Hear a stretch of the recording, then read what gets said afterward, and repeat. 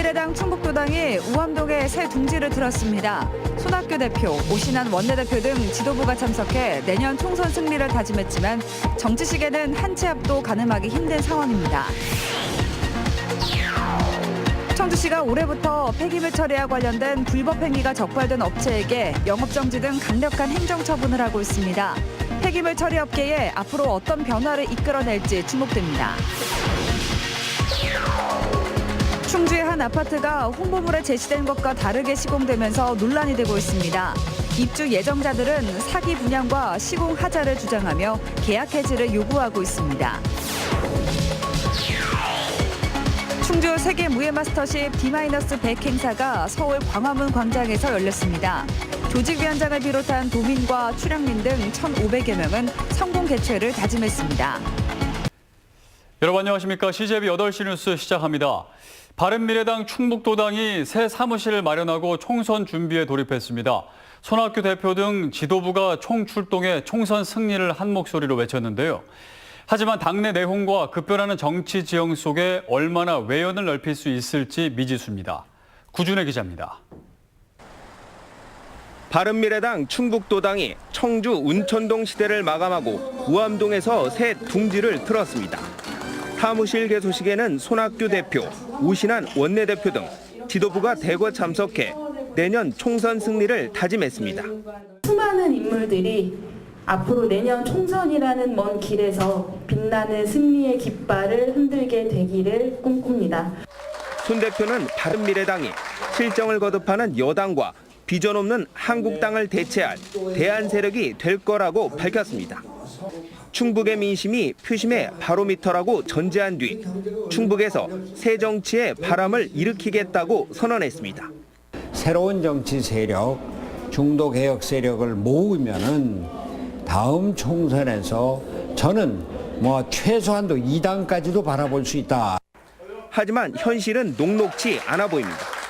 총선이 10개월 앞으로 다가왔지만 도내 8개 지역구 가운데 5곳의 위원장이 공석입니다. 현재 진행형인 중앙당의 극심한 내용의 여파로 지역에서 계파 갈등까지 불거졌습니다.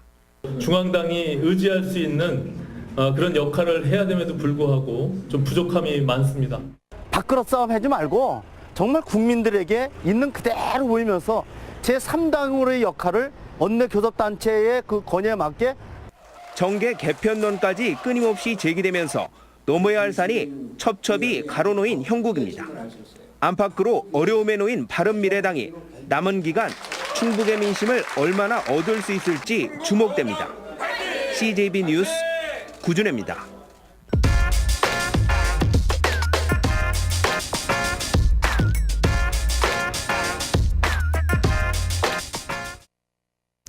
지난 1월 청주시가 488곳의 관내 모든 폐기물 처리 업체에 보낸 공문입니다. 올해부턴 폐기물 처리와 관련된 불법 행위가 적발되면 영업정지 등 강력한 행정처분을 내리겠다는 내용이 담겼습니다. 실제로 청주시는 올해 폐기물관리법 위반으로 적발된 23개 업체 가운데 절반에 가까운 10곳에 대해 최장 6개월의 영업정지 처분을 내렸습니다. 그동안 업체에 영업정지 대신 대부분 과징금 처분을 내렸던 걸 감안하면 이제는 청주시가 폐기물 처리 업체의 불법 행위에 칼을 빼든 셈입니다. 수천만 원짜리 과징금보다 불법으로 얻는 이득이 더 크다면 결국 앞으로도 업체의 불법 행위를 근절할 수 없다고 판단한 건데요. 이 같은 청주시의 강력한 행정처분이 업계에는 어떤 변화를 가져오고 있는지 또 앞으로 예측되는 문제점은 무엇인지 취재했습니다. 제가 나와 있는 곳은 청주의 한 폐기물 처리 업체입니다. 이곳은 최근 6천만 원의 예산을 들여 이 같은 악취 저감 시설을 새로 설치했습니다. 실수라도 불법 행위가 적발되며 사업에 심각한 지장을 초래할 수 있다는 판단에 섭니다. 청주시의 잇따른 영업정지 처분에 자구책을 강구한 겁니다. 청주의 또 다른 대형 폐기물 처리 업체도 수억 원을 들여 시설 개선을 추진 중입니다.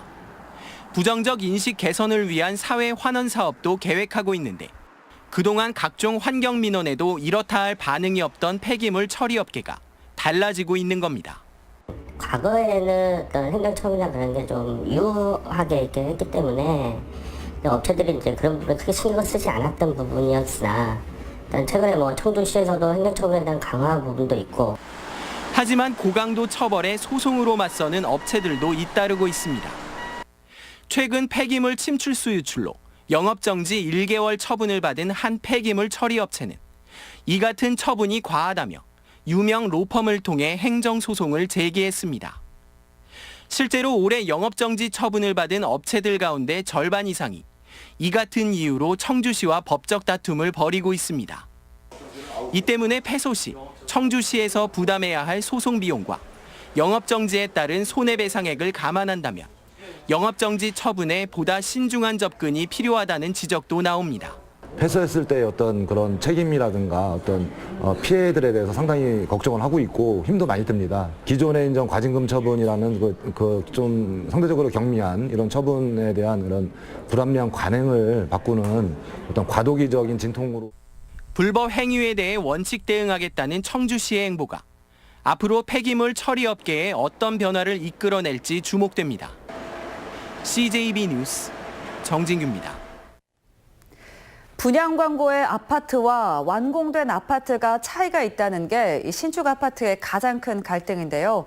충주에서 세대별 공간으로 분양한 내부 테라스가 공용 공간으로 시공돼 엄청난 분란을 겪고 있습니다. 이태현 기자의 보도입니다. 준공을 앞둔 서충주 신도시의 아파트입니다. 세대별로 독립 테라스를 갖고 있다는 게 눈에 띄는 특징입니다. 하지만 테라스의 데크를 제외한 잔디 부분은 법정 조경 면적입니다.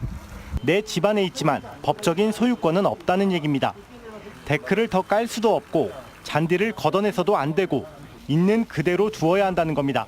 요즘 아파트에는 앞에 베란다가 없잖아요. 그래서 이제 그런 부분 때문에 테라스를 선택한 건데 이게 내게 아니라고 하면 그러면은 저는 이걸 분양받은 이유가 없는 거죠. 이 같은 분란의 단초는 분양 광고에서 시작됐습니다. 분양 당시 홍보물에는 문제가 된 테라스가 세대별 서비스 면적으로 나와 있습니다. 또 모든 세대가 실내 면적은 84제곱미터로 동일하지만 테라스 면적에 따라서 분양가는 무려 8천만 원까지 차이가 났습니다. 분양할 때는 서비스 면적이다 어떻게 우리가 해도 내 마음대로 해도 된다 이렇게 얘기를 했었던 부분이고 이게 법정 조경이다 이런 부분은 전혀 안내가 없었죠. 시행사 측도 사전 설명에 문제가 있었다는 점을 일부 시인한 것으로 알려졌습니다. 임시 사용 승인 신청이 이제 금요일 날 들어왔는데 사전 점검 목록이나 아니면 그에 대한 주지계획이나 이런 법정 수식이 있는데 그런 게 아직 안 돌아서. 입주 예정자들은 사기 분양과 시공 하자를 주장하며 계약 해지를 요구하는 한편 법적인 대응도 불사하겠다는 입장입니다. CJB 뉴스 이태현입니다. 도내에서 1,000명이 넘는 학생이 학교 생활에 적응하지 못하고 학업을 중단한 것으로 나타났습니다. 충북교육청에 따르면 지난해 3월부터 올해 2월까지 초등학교 52명, 중학교 120명, 고등학교 845명 등 1,117